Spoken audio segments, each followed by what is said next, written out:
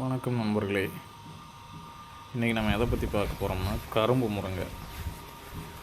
கரும்பு முருங்கை பார்த்திங்கன்னா நாற்று எங்கே கிடைக்குதுன்னா ஒட்டஞ்சத்திர சைடில் அதிகமாக கிடைக்குது.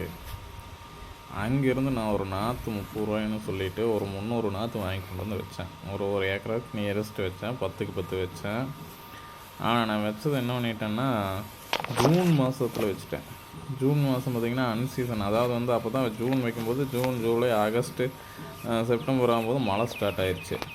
மழை ஸ்டார்ட் ஆகும்போது பூரா பார்த்திங்கன்னா செடியில் இருக்கிற பூவியெல்லாம் உளுந்து எல்லாம் ஒன்றுமே இல்லாமல் செடி பூரா போயிடுச்சு.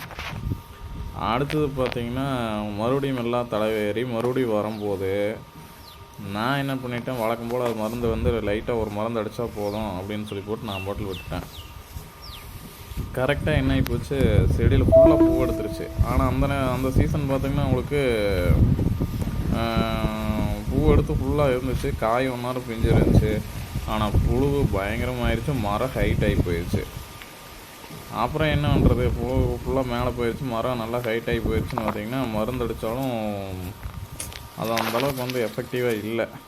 அதனால் என்ன பண்ணுதுன்னா புழு அப்படியே பார்த்திங்கன்னா ஒரு செடி வெடி ஒன்றுமே இல்லாமல் ஃபுல்லாக மொட்டை அடிச்சிருச்சு. பார்த்திங்கன்னா வெறும் இது மட்டும்தான் இருந்துச்சு. அதுக்கப்புறம் இப்போ என்ன பண்ணியிருக்கேன்னா ஃபுல்லாக பார்த்துட்டு எல்லாத்தையும் வெட்டி விட்டு கவாத் பண்ணி விட்டேன். கவாத் பண்ணதுக்கு அப்புறம் என்ன நிலமையில் நம்ம மரம் இருக்குது அப்படின்னு சொல்லி நம்ம பார்க்கலாம்.